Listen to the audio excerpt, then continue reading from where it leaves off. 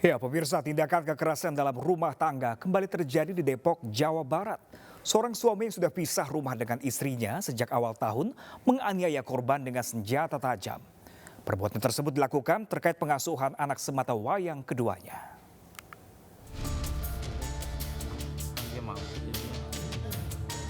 Dede Yuningsih menjadi korban penusukan yang dilakukan suaminya di Jalan Haji Saenan, Sawangan, Depok, Jawa Barat. Penusukan terjadi ketika korban hendak berangkat bekerja dengan mengendarai sepeda motor. Saat dalam perjalanan, korban ditabrak motor suaminya hingga terjatuh. Dengan berdalih akan mengantarkan korban ke rumah sakit, pelaku justru menganiaya korban dengan senjata tajam dan langsung kabur. Menurut korban, perbuatan tersebut dilakukan karena pelaku merasa korban tidak memperbolehkan dirinya bertemu dengan anaknya yang masih berusia 4 tahun. Hubungan korban dan pelaku sudah tidak harmonis hingga pisah rumah sejak Januari lalu. Saya pisah itu awal Januari ya. Kalau masalah yang dijegat-jegat kayak gitu udah sering emang. Cuma nggak separah ini, nggak separah yang sampai nusuk kayak yang pernah belum lama itu tuh saya sampai yang dijegat, dipepet-pepet sampai saya yang jatuh teriak minta tolong, itu kaki saya pernah keseleo juga. Korban kemudian melaporkan peristiwa penusukan yang dialaminya ke Polres Metro Depok dan memburu pelaku. Sebelumnya seorang pria ditangkap polisi setelah video penganiayaan terhadap istrinya di pinggir jalan Depok, Jawa Barat viral di media sosial. Menurut pelaku, saat penganiayaan dirinya berada dalam pengaruh minuman keras. Sementara pemicu emosinya terkait utang piutang.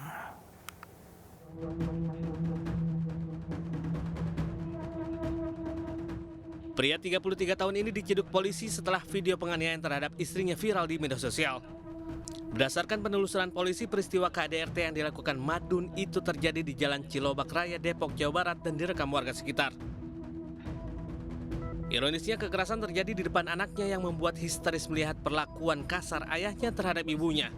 Setelah dilerai warga sekitar, pelaku meninggalkan anak dan istrinya dengan mengendarai sepeda motor. Akibat penganiayaan, korban mengalami luka robek di bagian mulut. Dari hasil pemeriksaan polisi, pelaku menganiaya istrinya karena emosi utang 30 juta rupiah yang dipinjam mertuanya di bank menunggak selama 9 bulan. Sementara jaminan utang tersebut menggunakan sertifikat rumah orang tua pelaku. Korban dan pelaku juga sudah pisah rumah sejak setahun lalu namun belum bercerai. Untuk mempertanggungjawabkan perbuatannya, pelaku diancam pasal tentang penghapusan kekerasan dalam rumah tangga dengan ancaman hukuman di atas 5 tahun penjara. Apa, Pak? Utang piutang, Pak. Utang piutang.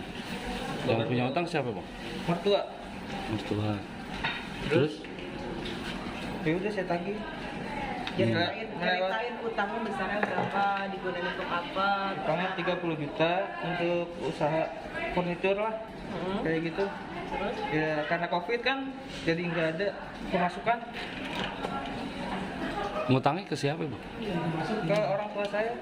Motif utamanya adalah pelaku dan korban ini sudah lama pisah rumah ya, sudah sekitar setahun pisah rumah. Kemudian saat itu pelaku mengajak korban untuk bertemu, ya membahas hutang yang ada.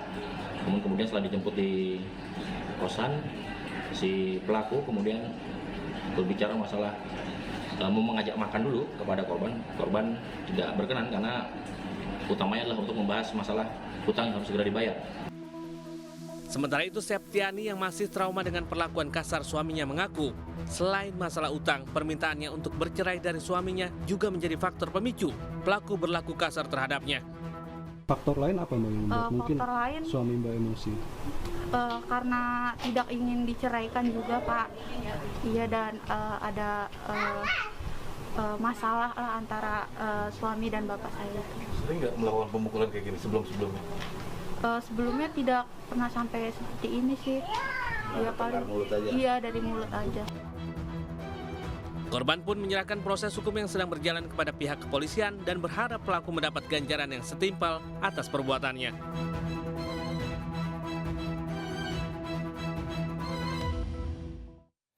Bocah laki-laki berusia 4 tahun tewas dengan luka di sekujur tubuhnya. Korban tewas akibat penganiayaan berat oleh pacar ibunya. Pasalnya sudah sebulan terduga pelaku menumpang hidup dengan kekasih dan anaknya karena menganggur.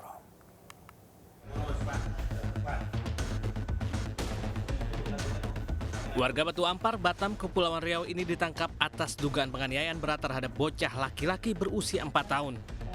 Randi Febriansa dilaporkan ke polisi oleh kekasihnya, Amelia yang merupakan ibu korban. Akibat penganiayaan yang dialami, Muhammad Arif dinyatakan meninggal dunia oleh dokter Puskesmas Sungai Pancur. Dugaan penganiayaan muncul saat jenazah korban dimandikan. Nenek korban dan beberapa warga menemukan sejumlah lebam pada tubuh korban. Amelia kemudian didesak untuk melaporkan hal tersebut ke polisi. Hasil autopsi kemudian menunjukkan jika kepala bagian belakang korban retak dan pembuluh darah di otaknya pecah. Polisi kemudian menangkap Randi Febriansah yang dicurigai sebagai pelaku penganiayaan. Pasalnya, pemuda pengangguran ini sudah 1 bulan menumpang hidup dengan kekasihnya dan dipercayakan menjaga korban selagi ibunya bekerja. Sebelum dinyatakan meninggal dunia, Amelia dikabarkan pelaku saat sedang bekerja jika anaknya pingsan karena sakit. Anakmu diapain katanya? Dia bilang dibanting. Dibanting. Kamu nggak tahu itu dia sering banting anakmu? Nggak tahu. Berapa tahun umur anak? Kita gabung sama yang ini. 4 tahun. Alasan pelaku memukul korban jengkel karena korban tadi kan main handphone, pelaku kan main handphone, tiba-tiba bangun menangis merengek. Nah, terganggu pelaku ini main handphone. Polisi melakukan pendalaman kasus penganiayaan ini untuk melihat kemungkinan keterlibatan Amelia dalam kematian anaknya.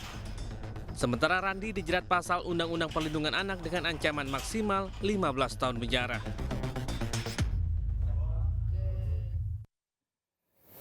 Sementara itu, pemirsa, seorang ayah di Jepara, Jawa Tengah tega melukai anak kandungnya yang masih duduk di bangku sekolah dasar dengan menikam menggunakan pecahan botol sirup berulang kali. Akibatnya, korban menderita luka parah pada bagian mata dan beberapa bagian tubuhnya.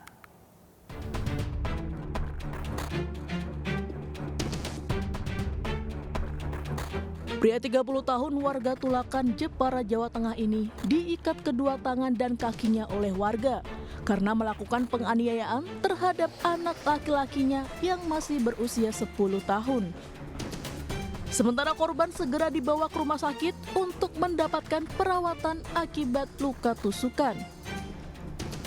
Peristiwa penganiayaan terjadi saat korban tidur. Kakek korban yang melihat kejadian tersebut segera meminta tolong warga. Sebelum penganiayaan terjadi, pelaku baru saja menjalani pemeriksaan medis di rumah sakit terkait kondisi kejiwaannya. Tiba-tiba ya tahu-tahu kesini udah ada darah banyak. Dan ada benda tajam yang untuk melukai anaknya sendiri. Kalau aktivitas sehari-hari pelaku apa? Aktivitas sehari itu jualan es tebu. Kalau korban mengalami luka pada bagian wajah, khususnya mata kiri dan kanan, serta perut, terus dada, terus di tengkuk sebelah kanan dan kaki. Pelaku kemudian dibawa ke Rumah Sakit Jiwa Dr. Amino Gondo Hutomo Semarang. Sementara anaknya menjalani perawatan intensif di Rumah Sakit Umum Rehata Jepara. Polsek Denpasar Selatan mengamankan terduga pelaku penganiayaan terhadap Naya, bocah berusia 4 tahun. Sebelumnya warga Bali digegerkan dengan sebuah foto yang viral, seorang anak perempuan yang lebam karena dianiaya pacar ibunya.